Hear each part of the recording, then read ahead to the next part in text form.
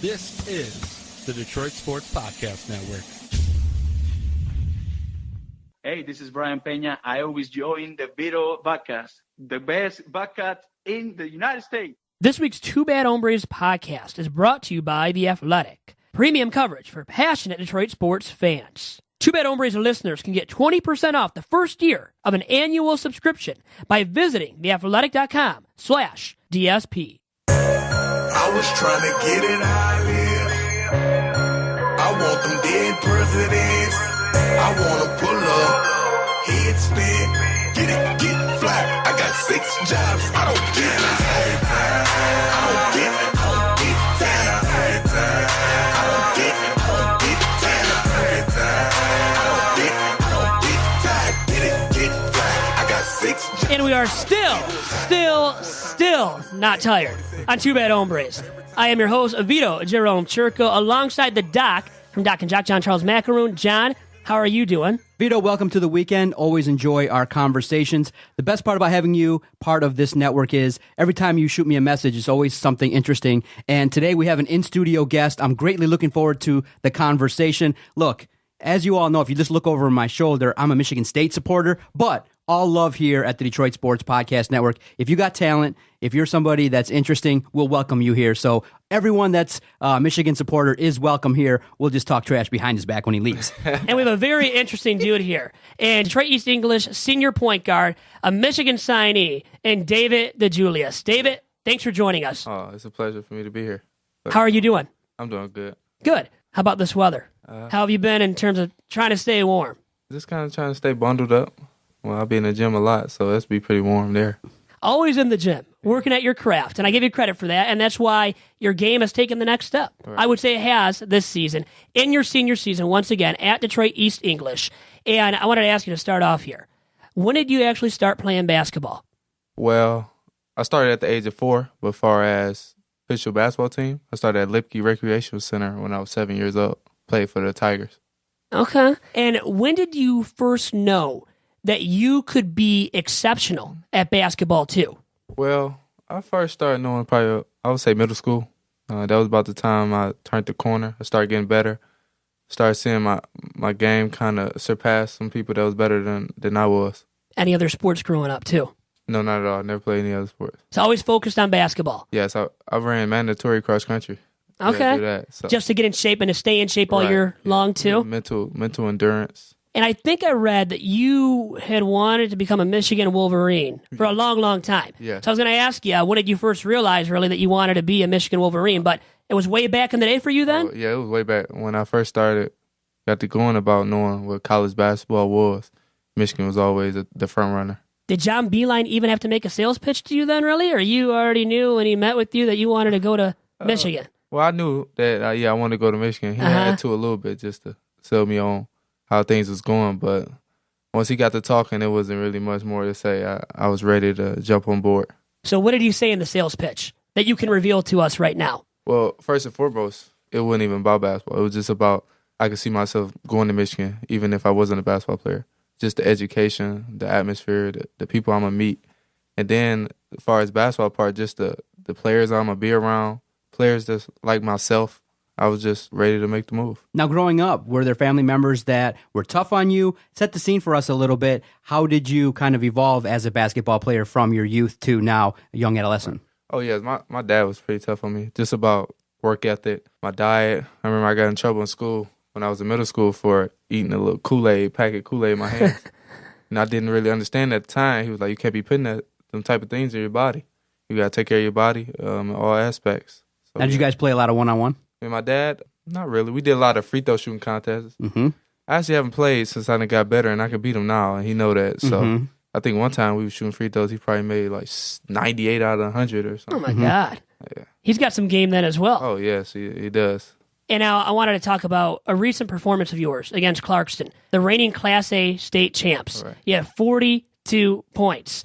And you've been scoring a lot all season long, obviously. And that was a big game, obviously, because Clarkston won it all last year. As Foster Loyer had the chance to go up against him, a senior point guard like yourself, and he's going to Doc's Michigan State Spartans. So Doc loves that about Foster Loyer, obviously. And that guy can ball. Yeah. He has a major game. I saw him score 35 on Saturday against Detroit Pershing, too. So he's an incredible scorer when he gets going. Right. What was it like playing against him? And in outperforming him, you can say you outperformed Foster Loyer. Right. What does that mean to you? But also, do you think that catapulted yourself ahead of him in the conversation for Mr. Basketball? Oh, yeah, I for sure believe it did. In my mind, I always thought, I was a better player. So I just, all day, when I found out we was playing them guys, I'm about to show what I know I can do. And my teammates had confidence in me to go out there and perform. My teammates was great. They stepped up pretty big. And without them guys, there was no victory there. So, I could have scored 42 points if I wanted to, but my teammates wasn't there and we would have lost. 42 points wouldn't have mattered. So all credit to my teammates. Set the scene for us when you're playing in a game and you start to notice that, okay, my shot's going down. What's that like? Because many people will say when they're in the zone, it just feels like the hoop is like, you just can't miss. Like everything that you throw up there goes in there. What's that like? Right. It's great. It just to get in sync and the basket just begins to look like an ocean. Yeah, so in my head, I was just like, you've been putting in all this work. You've been put on the platform to perform and showcase your talents. And you are surrounded with great coaches and a great group of guys. So there's no pressure. Just go out there and do what you've been doing your whole life. I would love to have that feeling just one time in my life. I've never had that feeling growing up, and now even, and I don't think I'll ever have that feeling. I know Doc hasn't either. Look at him. Come on. Joking. But Dakota, I don't know if he has either, but I bet Dakota has more than Doc and I at least. But anyways, if you were to win Mr. Basketball, what would that mean to you? It would mean a lot to me. Like I stated before, just to see all the hard work beginning to pay off and just to see some credit being shown my way, it would mean a lot to me, and I know it would mean a lot to my teammates because they want me to win it as well, as evident it is in the game, how unselfish they are as a team, how they push their ego to the side to watch me succeed. So, yeah, it would mean a lot to me. For our listeners that may not be basketball fans, tell us about your game. How would you describe how you play on the basketball court? I would say with heart, passion, aggression. I know how guys, they see a guy going to Michigan, so they kind of want to make a name off me. So I kind of try to go out there and play my hardest and give my best effort and play with some grit. Do people openly trash talk you on the court? Oh, yes. One kid punched me last game. Come on. Really? Yeah. The ref just kind of as a regular foul. He punched me in my stomach. So, yeah, I was at the free throw line. One kid was like, you're not going to be anything in Michigan and all that. So I get all that, but you just had to have thick skin and move forward. Have you ever responded, or do you feel like, this is something that's going to keep happening, so I got to kind of keep my ego in check? And, hey, listen, if you're going to talk smack to me, I'm just going to show you by dropping the ball in the rim and showing you up. Yeah, I would say last year I talked back, but this year I don't say a word. I may talk to my teammates, because that could be time I could be leading my teammates and telling them what we can be doing better instead of talking about to them. Have you felt the guys have come at you harder since you signed with Michigan, since your name, your reputation has blown up too? For sure. And my coach expressed that to me. He just said, you got a bullseye on you now, and you have to know that. So you got to step on the court and show everyone why you're going to Michigan and why who you are. Would you say that in terms of your game, are you also a facilitator? Do you enjoy also, running the point and getting your teammates involved too? Because in terms of basketball, when you have debates with people, there's kind of a notion that, in terms of the point guard position, you got to kind of be able to put the ball in the basket. But also at the same time, you got to do a lot at the point guard position. Right. You got to run the offense. You got to kind of get guys involved. You got to do a lot of things, especially basically many people will say that you're kind of the assistant on the floor and you got to be paying attention to what coach wants, because if you're not, you're going to hear it. For sure. Just point guard spot, it's a major role. Like you said, assistant coach, you're a coach on the floor. And coach expresses that a lot to me. It's just real fun just to see me kick it to a guy in the corner. He hit a three. To see Xavier guy when me throw him an alley-oop and just see him get the going and see the bench get to liven up a bit. It's real fun seeing my guys succeed. And it seems like you've embraced doing a little bit of everything on the floor. And we talked about, I texted you about, hey, recording a triple-double against Detroit Pershing. That was huge. That shows you right there and what you're averaging across the board. You've been solid in every single category, rebounds and assists as well. And obviously, like Doc was kind of saying, being a facilitator is very, very important. Yes. Well, you've embraced that, and you can do all three things. Right. And at the next level, how will that set you apart at Michigan and make it easier for you to get PT right away at U of M as well? Oh, for sure. I knew that, I just say, when you come to the next level, everyone there for a reason. So what's going to set you apart from the other guys? And that's being able to rebound, being able to defend, being able to find your teammates in sweet spots. Not only find your teammates open, but in spots where they can succeed. You don't want to get a player that's not really comfortable shooting. You give him an open three, you probably want to get him going to the basket. So just get my teammates in positions that have strengths and succeed. So you guys had a bit of a rough stretch to start the season, but 7 straight wins now for you guys at East English. Yeah. Very impressive. Ranked number 8 in Mick McCabe's Super 10 rankings. I care about because I work at the Free Press. I know all about it. I follow it. I bet you do as well. And when you see yourself ranked there, and then the team that you beat in Class A Clarkston being number 1 still. Now, I know they have the 1 loss. You guys have the 2 losses. Right. But does that bother you when you see that, when you know I've already gone out and beaten Clarkston? Yeah, I'm not going to sit here in front and say it don't, because it does. Just to see that, it's just fuel to the fire. It's fuel to my teammates as well. When I see things like that, I make sure I go in the locker room. I tell my teammates, but this what was shown on paper. It just give us an extra fire in our step. We come in practice. Now everyone's going hard. Everyone's just trying to do their best. All right, as a guy that grew up here, are you Isaiah Thomas guy, Magic Johnson guy? Who are your early influences? Who are guys that you modeled your game after, past and present? I would say I'm an Isaiah Thomas guy out of them guys. Mm-hmm. But I really like Mahmoud Ralph. Mm-hmm. I just posted him on Instagram. I think he's a very most underrated point guard ever. Tell us about his game. What made you gravitate towards him? What'd you like about him? I feel like my playing style is his, just the way how he can get his shot off real fast, how he can score. Also set the tone for his teammates. So many great Michigan point guards in the past. As recently as last year, Derrick Walton, leading U of M to a Sweet 16 appearance. Right. Now, I read, once again, Mick McCabe's article, another plug for him. He doesn't need it, does he? But I'm going to still bring him up. In the article, I read how you studied film and have of Derrick Walton. Yeah. What have you taken from his game and applied to your own?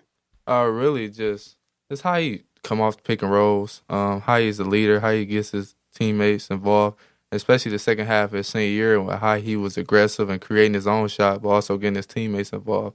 So, I just kind of study that now, kind of still studying him now, just other point guards as well. Michigan pulling off that upset in East Lansing this past Saturday. Now, I didn't see it coming. Dakota wanted it to happen. You could tell, so I know you're happy about that. This guy obviously didn't want it to happen, being an MSU alum. But anyways, how much does that mean to you when you see that happen and on the road against a team that was ranked number 1 at one point this season and might be number 1 again at some point too? It's very refreshing just knowing I'm about to be a part of that. You can show that Coach Beilein and the guys as Derrick can see and do anything. So just to know that I'm going to be a part of that in months to come, it's very refreshing. It gives me the confidence and happiness and joy to go on about my day. What are you looking forward to the most when it comes to that rivalry? Just the split of the state, just how some people Michigan State, some people Michigan, it's just blessings just to be a part of that rivalry. I don't think people, say that enough just to be in a discussion of a Michigan State rivalry. I think that would be just to be able to come home and talk to my family about it. That's great. Mo Wagner, how about his play in that game against Sparty 2? 27 points in 27 minutes. Yeah. He's been impressive all year long, the junior big man. He has NBA, obviously, aspirations, and I see him doing some big things there. What are your thoughts now, you being the analyst here? What do you think about his, play at the next level and what that will become? Well, I think he'd be real good at the next level because, I get to see the behind-the-scenes things, and I go to practice. He's a big talker, competitive guy, big talker. And just to see that and how competitive he is, I know at the next level he's going to go there and be competitive as well and be successful. How do you think this Michigan team compares to last year's Michigan team? Both pretty good teams. Both will exceed expectations. Just like last year, they won Big Ten and got to the Sweet 16, which I believe people didn't really think. Just like this team right now, just the start that they have, and people didn't think they would say, oh, they don't have this, they don't have that. Well, they're doing pretty good now. Now, I'm curious about your high school experience because I know that sometimes when somebody's known that they got athletic talent, then sometimes people view them differently. Potentially, maybe you got a bunch of haters. What was your high school experience like? And do you have to kind of also maybe at this point in time be a little bit careful in terms of like who's coming around you, who's talking to you, how are they approaching you and things like that? Set the scene a little bit for us. What's it like being a recruit, somebody that's committed to a Big Ten program now, and being a senior in high school? Oh, for sure. And then I get to see it firsthand. I get to someone tell me like such and such said this thing bad about you, and then I see them at the game and they want to hug me and shake my hand. So I see that firsthand. But like I said, I'm around great coaches and great teammates. When I go home, I'm with great parents and siblings. So I just kind of stay within my circle, stay surrounded by my loved ones and the ones that was there from the start. Basically, you're right. Don't respond to the gossip. I mean, I've gossiped about Vito all day long, but He loves doing it. Vito won't confront me, so that's the best part about it. I go to Dakota and be like, hey, I got something to tell you about Vito. But like you said, I mean, there is something about being able to block out those guys, too, from your life and from influencing you, because I know as you grow and get bigger and better and you get to Michigan, all these guys are going to be coming to you, swarming to you and telling you that they love you, and you got to find a way to kind of dispel all that at the same time, right? For sure. But like I said, I just stay surrounded by my teammates. So I don't even have to be around that. It's very easy to just be around my teammates and people who genuinely love me for who I am. How much of your day is spent playing basketball, maybe in the summer months? Well, I would say maybe 3-4 hours at least of basketball work. Mm-hmm. Drills and putting up shots and things like that? And then the other stuff, not even basketball. It's watching film, yoga, boxing, cross-training, things of that nature, swimming. So I would say most of the time I'm woke, it's dedicating towards me getting better, whether it's on or off the floor. And now you're trained by Tony Harrison?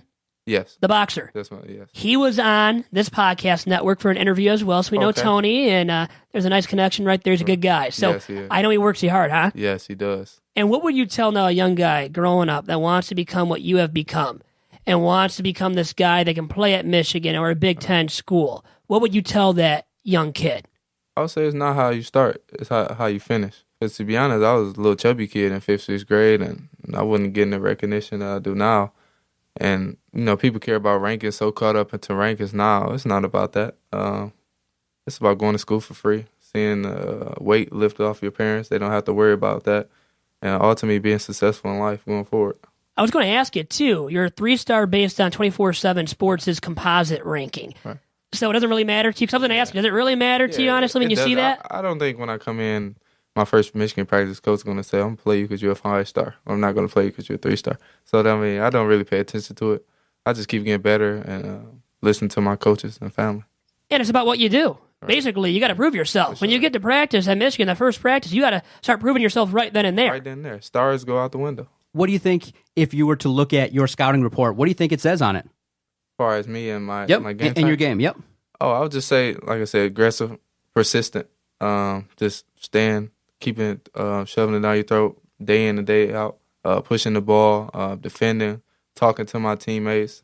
If there were one or two components of your game that you wanted to get better or that people would feel could be improved, what would that be? One, off the ball, defense.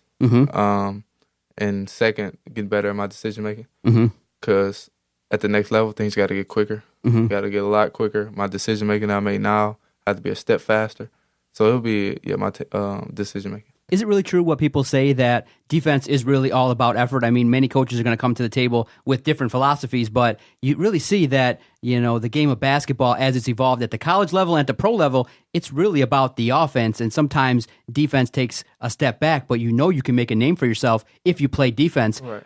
In terms of, your thoughts about defense, one, tell us what you think about defense, and two, among your teammates, do you got to kind of talk to the guys about improving defense or emphasizing it a little bit more? Because everybody loves to put up shots, but in terms of grinding and, making sure you get over and get your guy, defense sometimes is a lot about effort, but it's a lot about also, too, communicating and a lot of working parts that got to come together for a defense to propel itself to play well. Preach, Doc. Preach, man. I'm a defensive guy. Yeah, that's I can why. tell. Because, when you're 5'3" and you get on the court, you ain't gotta hooping. be scrappy. Sure. Oh, yeah. You got to get that ball. You got to steal. Yeah. You got to steal the ball. Yeah, but I would say defense 80% effort. Okay. 20% strategic. Okay. You have to know guys' tendencies. If you like to shoot, you want to play up. If you like to drive, you want to play towards him driving and force him to shoot the ball. So yeah, I would say that for sure. And then talking is a big key of it.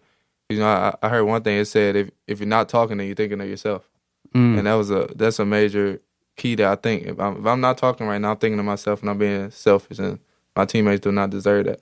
You were chubby as a kid at one point, you said. Yeah. So I didn't just put that out there. You said that yourself first. Yeah. Just want to make that clear. Now, you're clearly not now. Right. So what goes into your body on a daily basis now? Oh, I'm mostly vegan now. Okay. Yeah, a lot of complex carbs, vegetables, and nothing but water, maybe some tea. Do you miss the meat? No, every now and then, I have meat. Mostly seafood or eggs or things something that's light. but I don't. Never was really a meat person anyway. So yeah. So do you feel like going vegan can be advantageous for you in terms of energy? Because it's very true. One stretch of time there, I went like 40, 45 days with no meat at all, no fish, no chicken, and it really did feel the best I ever felt in my life. Yeah. But it's really tough because we live in a society that loves meat, so it's really hard to stay that way. But what's it like being vegan? Is it to take extra work, or do your family support you in terms of cooking, or can you prepare meals yourself? Right. Yeah, I prepare meals myself, but it's actually I've been vegan for probably 3-4 weeks. Okay. So just to see the performance and the play I'm having on the court now makes me want to keep at it. So what can you make, by the way? Because I can't make anything, so maybe you have to make something for me or for Doc. I'm simple. So like, I really eat the same thing every day. Like today I had oatmeal with some peanut butter and raspberries in it. For lunch I probably have salad, some lentil soup, beans or something for protein. Okay. And then for dinner, like last night I made some brown rice pasta. Okay, so you made all this, like the salad, the lentil soup, all by yourself? Yeah, I make this. I just look on Google. Okay, recipes. I guess I have to Google these things and go on YouTube and find out, because all that I can make right now is a peanut butter and jelly sandwich. I think a killer peanut butter and jelly sandwich, but... Are you having any difficulties or any challenges? Because at the same time, you're an athlete and you got commitments there. You said yourself that you always felt like you wanted to go to Michigan. How is it balancing being a student and at the same time your commitments athletically in terms of training and, games and things like that? How tough is it now for you? Well, I don't think it's really tough. My life kind of predictable, just school and basketball, really. And it's not, I love to do it. So it's not like I'm being forced to do it or anything. I love waking up early. I love waking up 5:30 in the morning like I did this morning, pick up 2 teammates. We going to get some shots up in the gym. Then we got school, and then we got practice later on. So I enjoy just being around my teammates and coaches. I like to hear that. Up and early. I give you credit for that because guess where I'm at 5:30 in the morning? And not even close to good enough. Yeah. Now, I probably should be getting up a bit earlier, but for sure. Anyways. Now, what are your expectations for next season at Michigan? Really, a Big Ten championship and a national championship, just to win.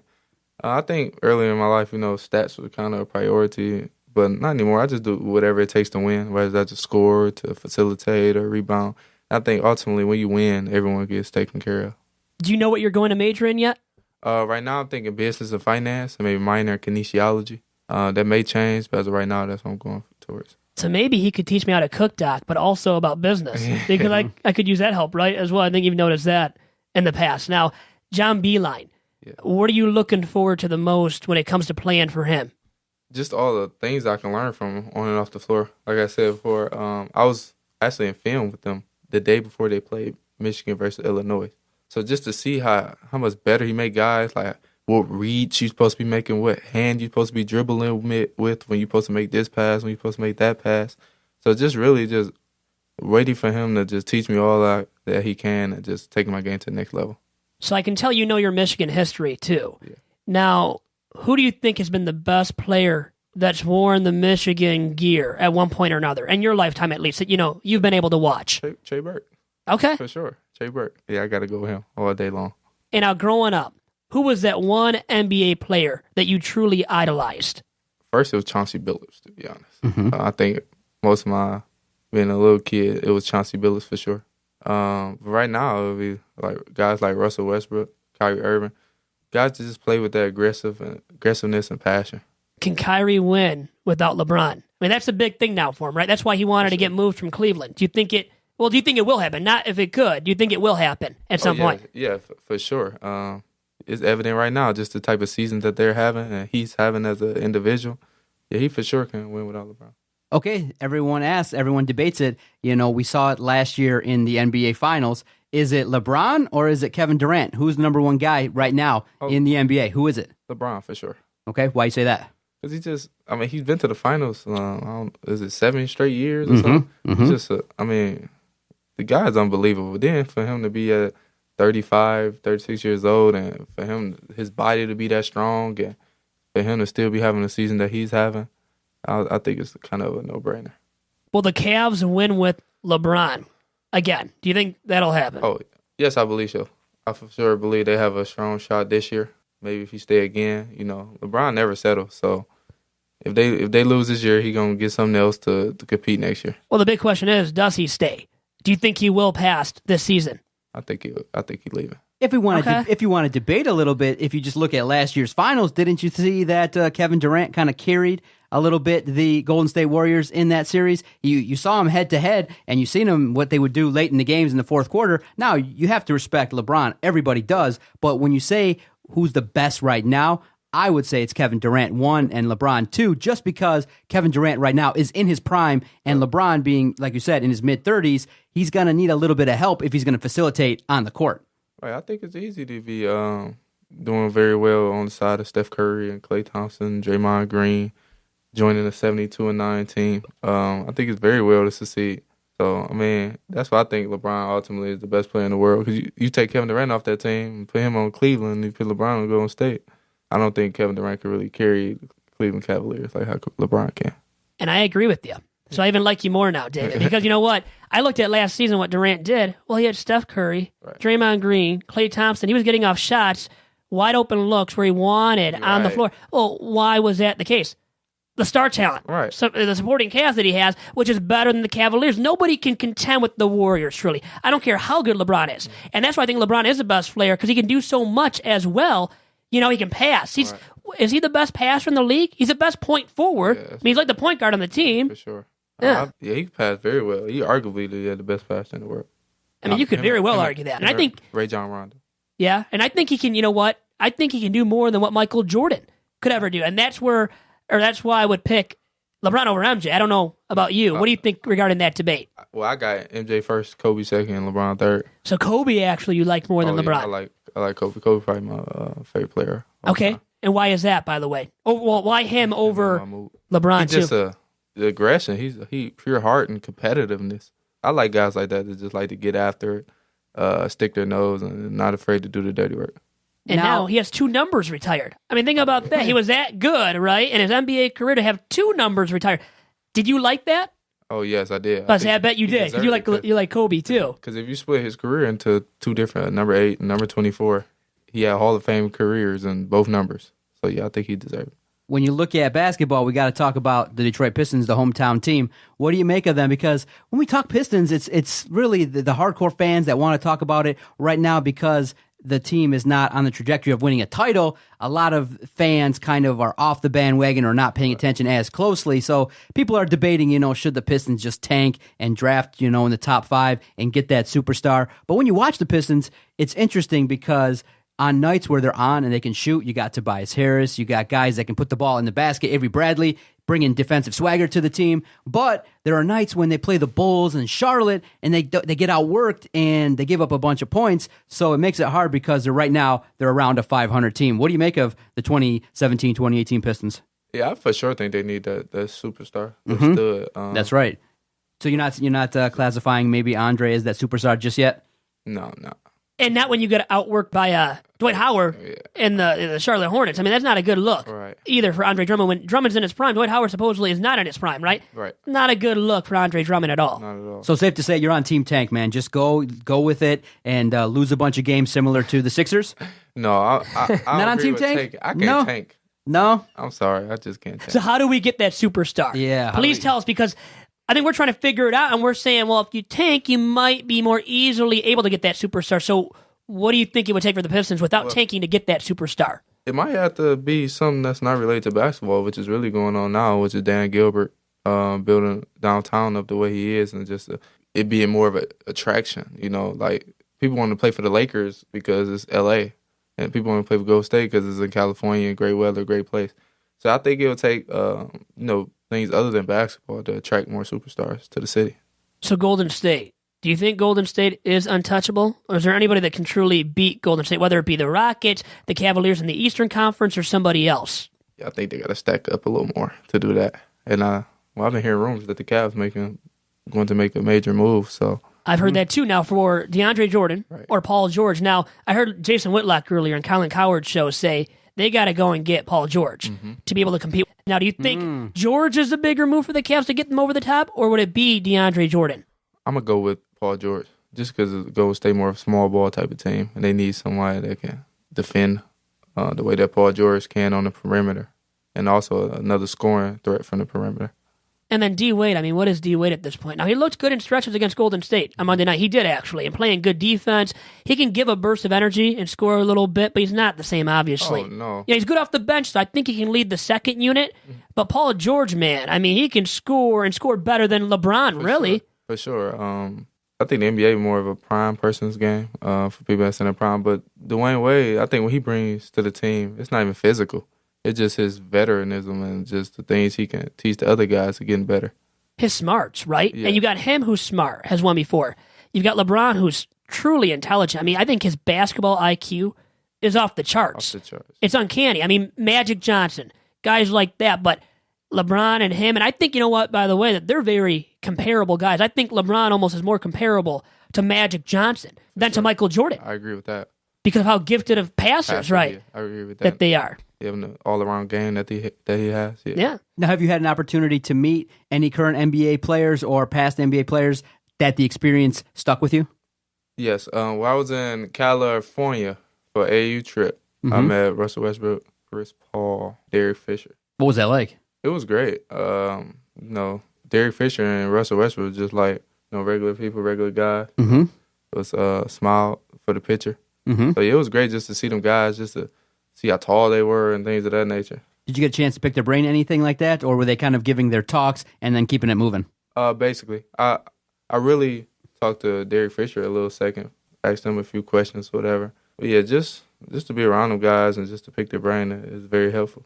What was it like for you playing AAU? Because people kind of have sometimes conflicted feelings about it because, sometimes some things don't go exactly right. People are negatively influencing the kids. Some people are saying, well, maybe it takes away from the high school game. What was your experience like in AAU? Was it positive?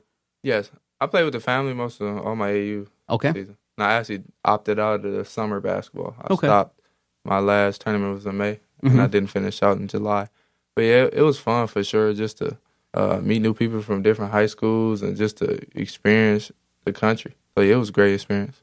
Did you get the chance to see Russ Westbrook's attire off the floor up close and personal? Because he has a style to him. Yeah, but it was summertime. He had on a regular little outfit. He just had some shorts, T-shirt, and a pair of his shoes. And he might be the most stylish dude in the NBA. For sure. Yeah. I think so. I think that's pretty easy to say. Yeah. He would win that award. I think there has been now. I think they're doing a fashion award thing, or they have, right? Like TNT put it on. So, yeah. I think they've started that, and maybe did one already. But for sure, get that award. And then OKC. So how about him winning a title? Do you think he'll ever win an OKC? And if not, do you think he ends up moving on to play somewhere else, like with the Lakers? I think he ends up moving on to the Lakers. Just a competitor that Russell Westbrook is.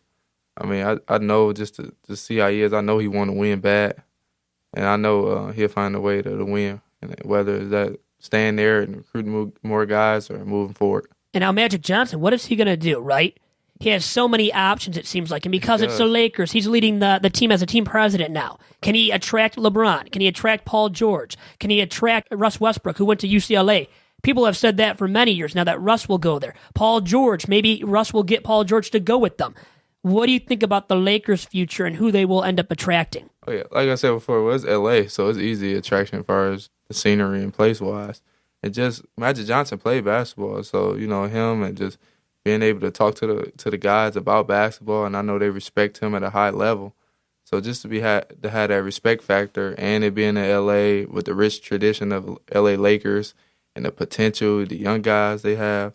So, yeah, I believe he'll get it done. And now you brought up idolizing Chauncey Billups and those 04 Pistons. You were kind of brought up on them, as I was. Because I'm close to you in age. I think, well, John's not as close. But anyways, I think he actually got the chance to witness the Bad Boy Pistons. Yeah. I know I didn't. I would have loved to, though, honestly. I mean, I see the highlights and, like, the documentary that came out. That was great. Did you watch that? I did not. See it. Well, you got to watch it. It's an ESPN 30 for 30. I will. On the Bad Boy Pistons. So they won the back-to-back title. So they won more than the 04 Pistons, the going-to-work Pistons. And I guess we're a little bit biased here, but who would you take head-to-head, the 04 Pistons or those Bad Boy Pistons, the Bad Boys. I'm going to go with the Bad Boys. They both was played together and were syncing and were a unit. But I think the Bad Boys had more grit. They were the Bad Boys, literally. And then the 04 Pistons, is there a Hall of Famer on that team? I think Ben Wallace, who I believe is now eligible for the first time, something like that. Big Ben, I think, should get in. Now, I mean, you could argue for Chauncey, right? You probably could. I think that's it, though. I think you can't get mad at either, like, if they make it or not. It's one of those. Either one of the starting five, them getting in or them not getting in. So I think it's a hit and miss, really. They were borderline. I mean, they were all-stars, but they weren't all-stars year in, year out. None of them ever dominated or probably were like top 5 at their position. Maybe Ben Wallace, but he couldn't score to save his life. He was all defense. I mean, great. Multiple-time Defensive Player of the Year award winner. But, offensively, that limited him. And I would love to see who actually made the most all-stars games out of those guys because I got to believe Chauncey and Big Ben were up there from those 04 Pistons and the teams that made the 6th straight Eastern Conference Finals, too, with the Pistons. Yeah.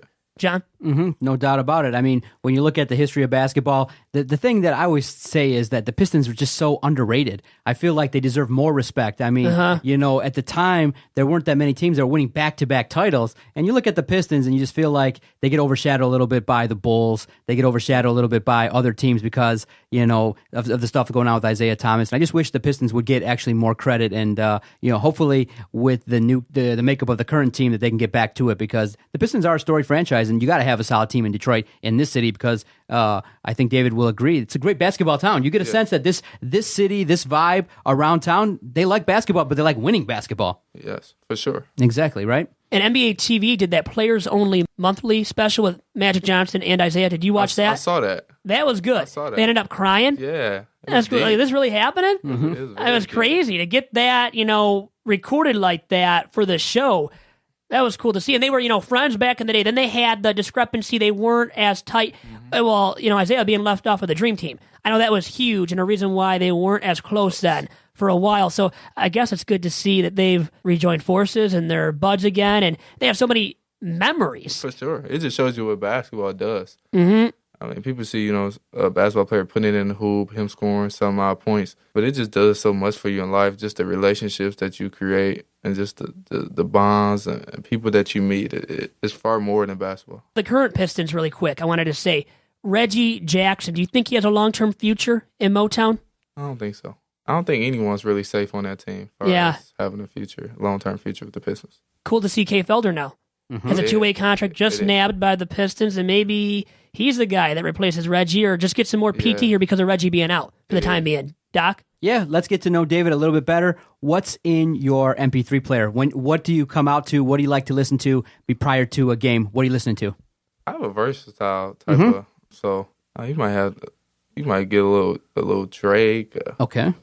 Then you might get a little Chris Brown in there. Okay. So yeah, I see all types of music. Whatever's popular on the radio at that moment. Well, I was going to say, it's funny, Dakota gave me a little look because when you said MP3 player, now we know what you meant, but you got dogged a little bit, not just by me here, and I'm sorry to him under the bus here, it's okay. but I had to bring it up. The iPod or the You'll forgive Dakota, right? And Dakota, forgive me, please. I'm sorry for doing that to you, but that's the point of this here. No problem. But so you got your music that you like. How about a food, a certain type of food? I know you talked about being vegan and whatnot, but is there that one go-to dish for you? Go-to dish. It would be some type of pasta with seafood in there or something like that. Okay. Last great movie you saw? Last great movie I saw. Actually, I'm sorry. Me and my teammates went to the movies before the game at Idle Hills. I think her name is Robin G. What's her name? She played Cookie and okay. In Empire. Empire, yeah. Yeah. I forget her actual name, but I know you're talking about. I don't know the name of the movie. Probably because it was actually during the Michigan versus Michigan State game, so I was looking on Twitter, seeing the. Not really even paying attention to the movie, yeah. But that was a good movie. Okay. Yeah, it was a good movie for sure. So I had to say that. Well, I'm going to steal one from you. I know where you're going to go eventually. Lafayette or American Coney Island? Have you been to either of them, by the way? Yes, I have. Okay. Lafayette or American? Ooh, that's tough. I don't really see a big difference in them. I'm going to have to, it really doesn't matter. They're both pretty good. Is there a favorite arena or high school place that you've played at where you say, okay, wow, it's a nice building in California maybe or in Michigan? Any basketball arena that really stood out to you? Basketball arena? I would say I like Callahan Hall. Okay, yeah, very much. A lot of history We've there. been there. I went to school at Detroit Mercy, so my alma mater, I was there for a lot of games. Sorry to this guy here, but his OU Golden Grizzlies dominate Detroit Mercy anyway, so he's all right now. Yeah, but not to stroke his ego. I want to play at Oakland too, though. It's a cool court. The black court, what is it called officially? I mean, I know it's the arena, but the black court? Yeah, they call it the arena on the black top. The black top, yeah. They really institute that as their main staple here Oakland University, and it's not as big as most arenas. You look, I mean, they're at UIC last night, and they got 5, 6, 7,000 people stadiums that they could play in, but they're not even filling up 25%. You know, a Friday night, the arena's going to be packed every time. You've seen it firsthand, John. Yep. I mean, there's something about that atmosphere, especially when you get Grizz Gang going. The arena's something else. They fill it up at Callahan, man. I mean, but it's too big. It's such a big venue. You know this, where it doesn't fill up, so you don't hear anybody. Right. It's one of those quality over quantity things. I think it is. I mean, it has that vintage, nostalgic feel to it, which attracts people because of all the legendary players that played there in the past, right? Like former Pistons that did, Terry Tyler, who's been on this podcast. That's why I bring him up, obviously. But no, John Long, I mean, other guys that played at Detroit Mercy that ended up playing in the NBA, and then recently, too, Willie Green and guys like that. For sure. John? Other non-basketball related sports that you really enjoy doing? Non-basketball related. You said I would have to say, it would be 3 I named 4. You got yoga, swimming, and boxing. Mm-hmm. And my favorite out of those 3, I would have to go with yoga. Mm-hmm. What does yoga do? Because I know when you read online that a lot of athletes say it's great for the body, it's great for stretching and things like that, but a lot of people don't really openly talk about it. Why do you do yoga? Well, I do it for many reasons, physically and mentally. I go to 2 types. Maybe after a game or alone, like after the back-to-back game we had, I went to more of a stretching type class where you have to hold the pose for about 5 to 10 breaths. Whereas if it's not a game, I go to more into the more rigorous, hot, active classes. So it really just gets you in sync with your body, your mind. It's a relaxing way to exercise. And just, also meet new people. Just the people you meet at yoga is great as well. There are so many, big-time athletes that do yoga now, too. And it seemed like in the past it was dogged as not being manly enough, right? But now you see, I think Tom Brady does it, doesn't he? I mean, you got Tom Brady, the legendary quarterback who's about to win, I think, Lombardi Trophy number 6. Yeah. I think he is. And wanted to ask you, I'm sorry, Dakota, but who's your favorite athlete that's not from basketball? Tom Brady. It is. There we go. So is he about to win Lombardi Trophy number 6? He is. This guy's amazing. I don't know. It's just, he's not human or something. It's insane. He's 40 years old. And, I think it's because of maybe the lack of competition, too, in the AFC. And, like, the Steelers being ousted. God, I mean, who's going to pick the Jaguars? No offense to them because their defense is great or can be great. Right. But stopping Tom Terrific, I mean, who's really going to bet money on that, right? I guess somebody will in Vegas, but I don't see it happening. Doc? Now, I'm very fascinated, David. You're about to play college basketball. You're about to get into that life. Do you kind of just, I know some athletes will tell us, look, we just got to go with the program. We got to go one day at a time. But do you envision long-term playing in the NBA? Do you envision that day where, the commissioner, Silver, comes up and is like, with the 5th pick, hopefully the Detroit Pistons select. Do you envision that moment? Future point guard for the Pistons that they need right now. Yeah. Do you envision that? Please. Do you allow your mind to get to that? Because I'm a guy that's similar that just kind of always likes to dream big, and I would always probably play that or maybe even produce it myself. You know what I mean? For sure. Yeah. I for sure think about that every day. I've been thinking about that since I picked up a basketball, just to play at the highest level, compete against the best. That's ultimately the dream for sure. I think about that daily.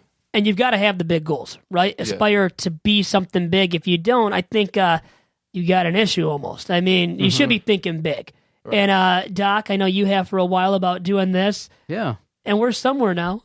We got to keep grinding, keep moving up. That's all we can do. And Dakota, he's working hard too at Oakland. And we'll keep working hard on this podcast, Bad Hombres. Dave, it's been a pleasure having you on this week. Best of luck to you the rest of this season at East English. I hope you win it all, too. Thank you. I appreciate it. Where can people follow you, David?